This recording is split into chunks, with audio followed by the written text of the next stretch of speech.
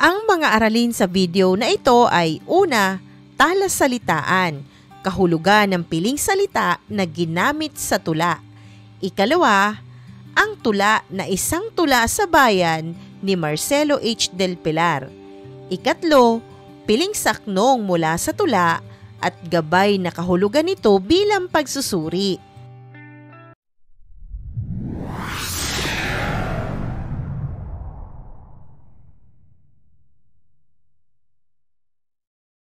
Narito na ang unang bahagi ng aralin, ang talasalitaan o kahulugan ng mga piling salita na ginamit sa tula. Unang bilang, kandungan, bahagi ng katawan kung saan maaaring umupo o mahimlay ang bata, sanggol o bagay para sa kaligtasan, kaginhawahan at madaling abot ng may-ari. Ikalawang bilang, nalimbag, naisulat o nailathala. Ikatlo, ikaaamis, ikalulungkot, ikasasama o ikasasakit. Ikaapat, gunita. Alaala, larawan sa isip na nagpapabalik ng mga pangyayari, tao, lugar o damdamin mula sa nakaraan. Ikalima, naghandog, nag-alay o nagbigay o nagbahagi.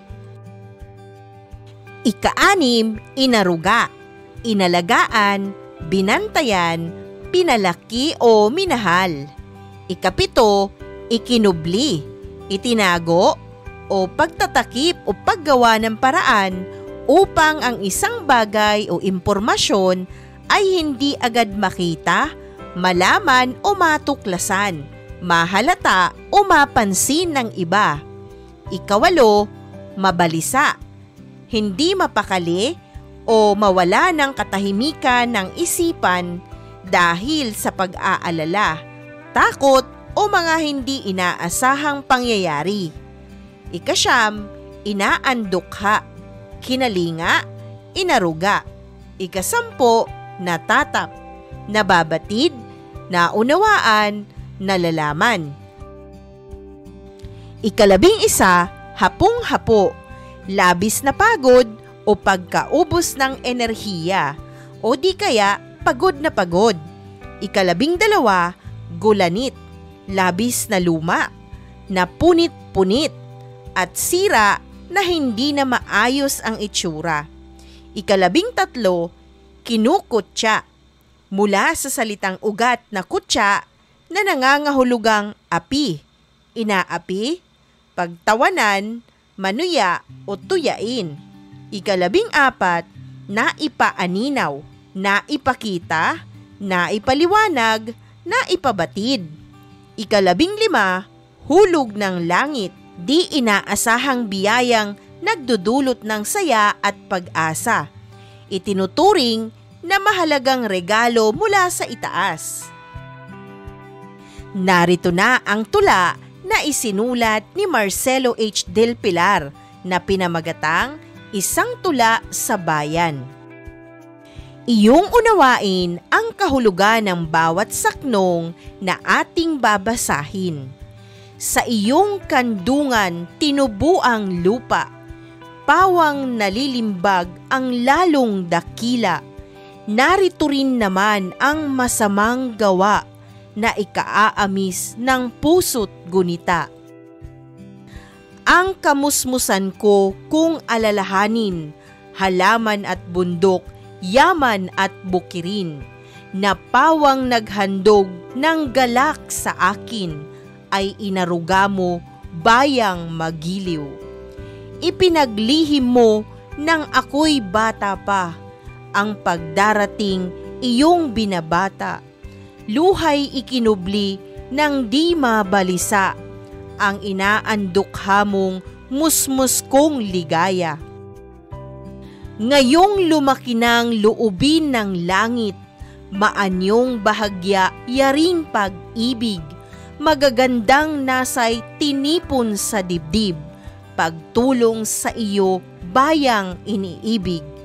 Ngayon na nga lamang, ngayon ko natatap, ang pagkafustamot na amis na palad. Sa kaalipinan mo'y wala nang mahabag, gayong kay raming pinagpalang anak.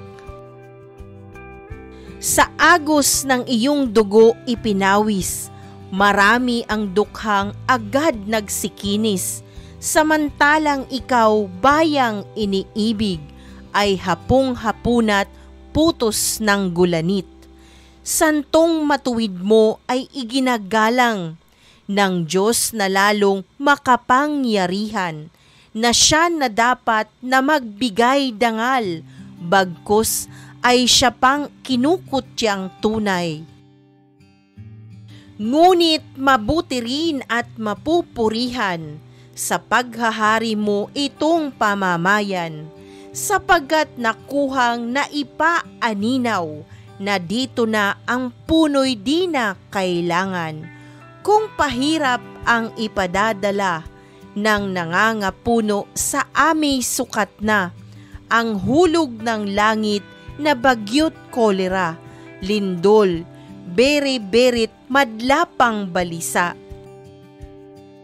Iyong napakinggan ang tula na isinulat ni Marcelo H. del Pilar.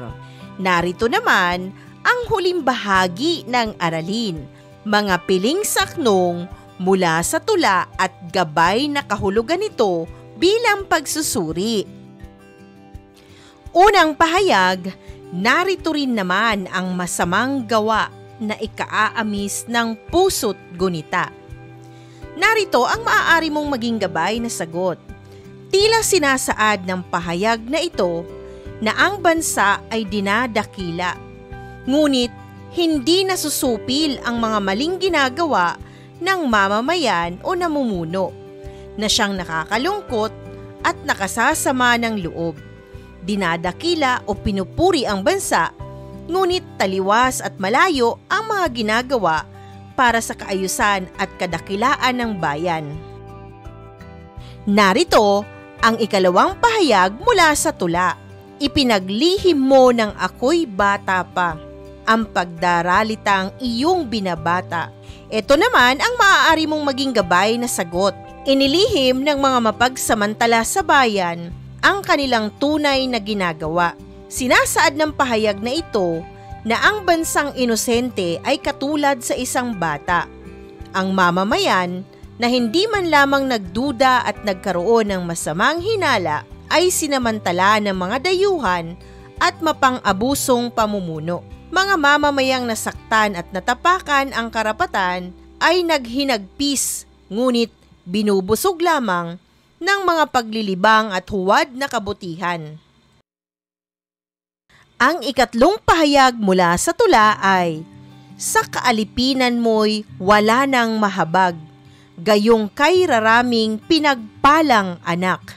Narito naman ang maaari mong maging gabay na sagot bilang pagsusuri. Tinutukoy nito ang kalagayan ng bansa at mamamayang Pilipino na hindi naiisip at nakikita ang masamang epekto sa kaunlaran at maayos na kalagayan ng mamamayan at ng bansa, na bulag sa huwad na kabutihan ng dayuhan at kunyaring pagnanais nito ng kaunlaran para sa lahat. Sa dami ng mahuhusay at may kakayahan, iilan lamang ang may pakialam at malasakit sa kalagayan ng bayan. Ang panghuling pahayag ay, samantalang ikaw, bayang iniibig, ay hapong-hapunat putos ng gulanit. Ang maaari mong maging gabay na sagot bilang pagsusuri ay, ang saknong na ito ay tila tumutukoy sa bansa. Unti-unti nang nauubos ang yaman at patuloy na binubura ang kulturang orihinal ng mamamayan. Ngunit sa kabila nito, hindi humuhupa ang mapagsamantalang namumuno sa bayan at patuloy ring nabubulagan ang sariling mamamayan. Inaakala nilang nakabuti ang dayuhan at hindi naniniwala ang karamihan na ito ay makakasira sa bansang ika nila ay iniibig at dinadakila. Isang mahalagang aralin muli ang iyong napanood. Maraming salamat sa panonood sa channel na Aralin sa Filipino. Huwag mag-atubiling mag-comment ng inyong tanong, suggestions o paglilinaw ukol sa aralin. Munting kahilingan sa iyong kaibigan, paki-like, share and subscribe para updated ka sa mga susunod pang bagong video ng Aralin mo sa Filipino.